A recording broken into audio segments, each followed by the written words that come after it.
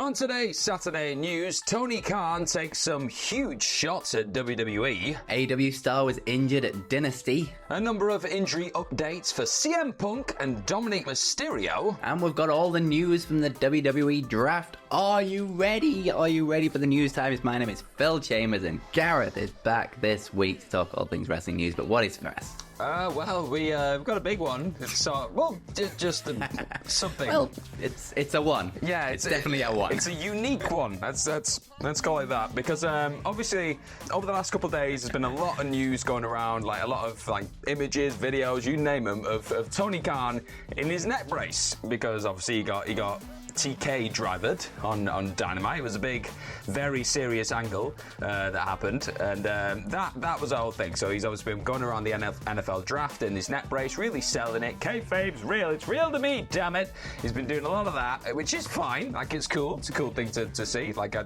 actually quite like it. I think it's really funny. So that's been great.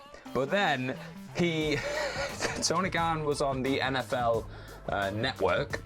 He was on. He had an appearance there, and he was talking about obviously a lot of things to do with the draft. Then he started, obviously he's going to talk about AEW, put over AEW Wednesday night on TBS, all the rest of it. He was doing all that typical spiel. And then he started talking about how they're the most successful startup since the AFL, which is the American Football League, and that's pre-merger with the NFL. I'm not a big football guy. If that's the case, cool. I'll take his word for it. But then after this, he then compared AEW to Pepsi. He said, "We like the Pepsi brand," and I assume. Well, a lot of us assumed that he was going to go down the route of WWE is the Coca-Cola or something, but no, it's not where he went. He said WWE is like the Harvey Weinstein of pro wrestling, is what he said. And he said, "I'm really proud of what we do down here." And at this moment, the host started being a bit like, how's the injury, Tony? And it was just, very unhinged moment for a second. Obviously, as if you're not aware, obviously, I'd be very shocked if anybody isn't aware. But this seems to be like a comparison with the fact that, well, you got Harvey Weinstein, who's this disgraced Hollywood producer who's currently serving time for rape and rape and sexual assault, very serious. And it looks like Tony Khan was comparing all that to the Vince McMahon allegations that have been going down in the wake of the Janelle Grant lawsuit, very serious lawsuit that was filed at the start of 2024. Along with McMahon, WWE and John Laurinaitis were all listed as defendants in that suit. So, yeah, it looks like he was just grouping everything together there and catching everyone off guard, really, in this interview. And it was just one of those, wait, what kind of moments. And, yeah, it's a big talking point. That's one way of putting it.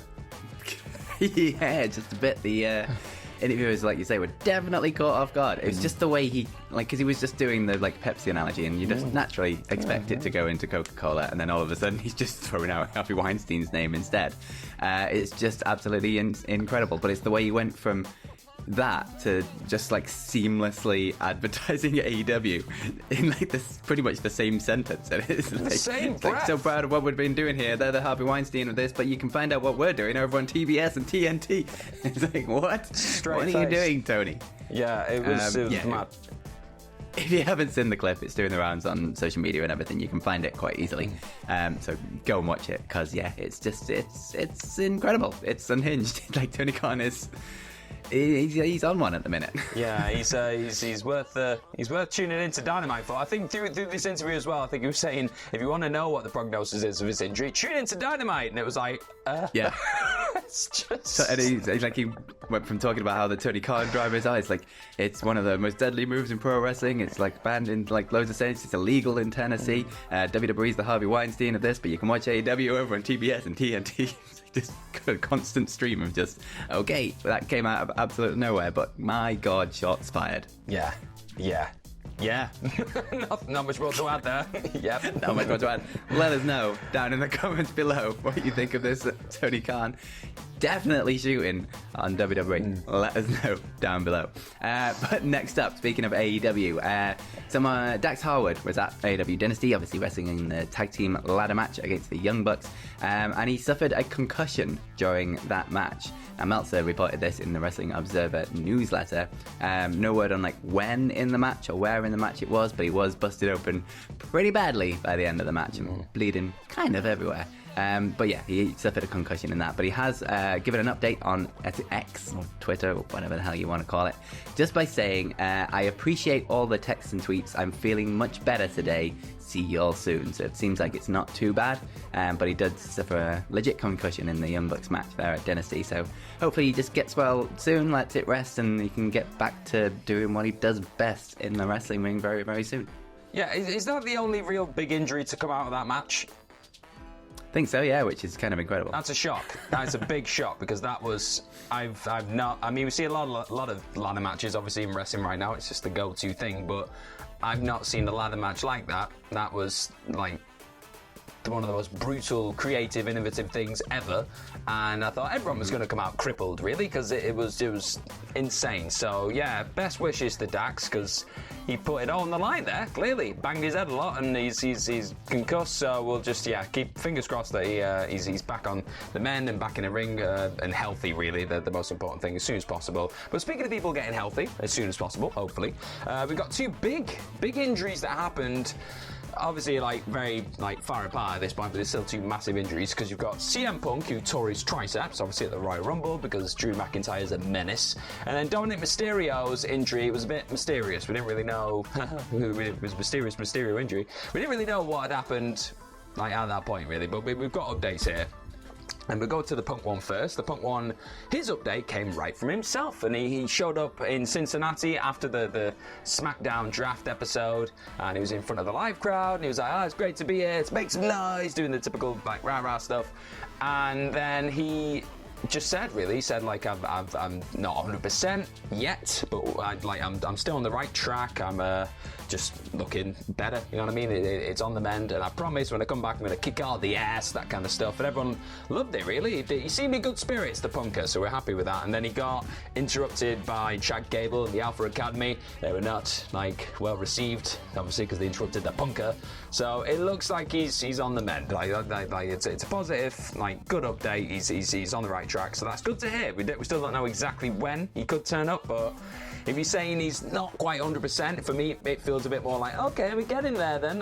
He's not too far off, is what my mind goes to. It's all speculation, obviously, but things that are not necessarily speculation, when it comes to the Dominik Mysterio stuff, because Meltzer's gone and done a bit of a report in the Wrestling Observer, the latest one, and then that's then been kind of debunked by Dominik Mysterio himself. So that one, I'm saying it feels clearer. It still does feel a bit like clear as mud, really, but yeah, it's one of those. So Meltzer put in the Observer that the actual injury was a bit of a freak accident, and that went down during an April 15th match with Andrade. So that happened.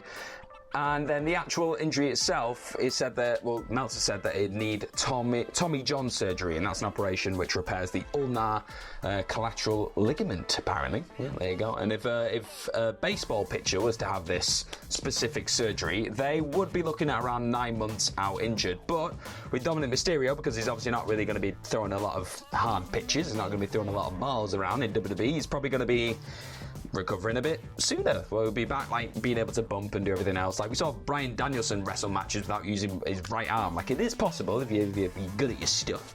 So that was what Meltzer said in the Observer. But then Dominik Mysterio took to X, Twitter, whatever it is, and he said, no, I'm not, no surgery for this guy. That's what he put with the Leonardo DiCaprio, Wolf of Wall Street, I'm not effing leaving thing. So that looks to have debunked this, really, and gone, no, I'm not having surgery, that's not what's happening. But either way, it was also reported in the Observer that the plans were at this point to have Dominik still appear on TV, even if he was injured, just in the sling, just being a character, which that's not really been affected by if the surgery is going to go ahead or not. So it looks like Dominik probably will still be on TV, he's not leaving, as the DiCaprio meme suggests. So bit of a weird one, yeah. I don't know. Is he going to have surgery? Is he not? We don't fully know at this point, but Dominik seems to think he's not. Yeah, I suppose I'd normally side on the side of the wrestler over the reporter, I guess, on this one, especially when it's their arm. So I assume he's not. But I think it makes sense to keep Dominik on TV if they can and he can do it whilst recovering.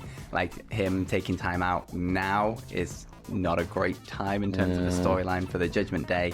Everything that's going on from there, he can keep his heat as well just by being there and kind of refusing to go away, but also like being super protected and not taking bumps and like running away from everyone.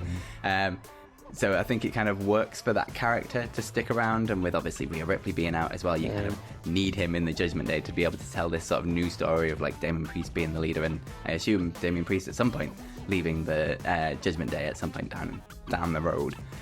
So yeah, it feels a better fit to keep him on TV while he does this. But the CM Punk stuff, like he was teasing sort of before WrestleMania that it was getting better a lot quicker than he was expecting.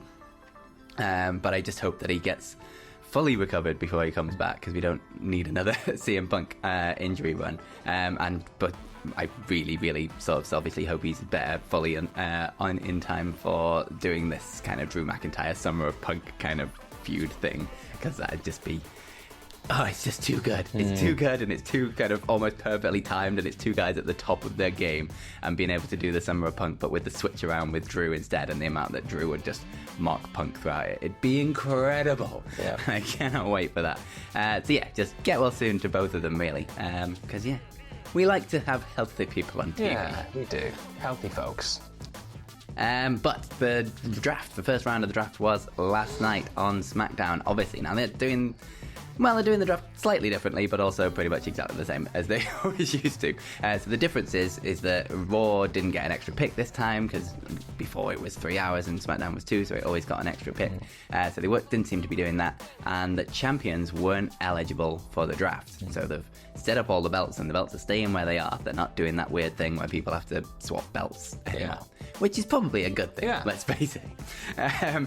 But in terms of the actual draft itself, like, they kind of had the War Room things, but it was pretty much just people reading out picks again, which it has been for ages, and it's a little bit dull, and I really wish they'd just mix up the format slightly and do something a little bit more fun with it. But here we are. Let us know down in the comments below what you think. But I will just go through all of the draft picks really quickly. So, round one. SmackDown took Bianca Belair and Carmelo Hayes, which is a kind of huge pick for Carmelo Hayes coming up from NXT in the first round. And Raw got Jey Uso and Seth frickin' Rollins. So, round two, SmackDown got Randy Orton and Nia Jax. Raw got Bron Breakker and Liv Morgan. Round three, LA Knight for SmackDown and the Bloodline for SmackDown, which is Solo Sikoa, Tama Tonga and Paul Heyman. Paul Heyman made sure to announce that Roman Reigns was not eligible in this draft. He is going to be out for the foreseeable, I imagine. And Raw got Ricochet and Sheamus. And then round four, SmackDown got AJ Styles and Andrade, and Raw got Alpha Academy and Kiana James. And then they kind of announced some more on social media after SmackDown, saying that SmackDown had the OC, Baron Corbin, Cedric Alexander and Ashanti the Adonis.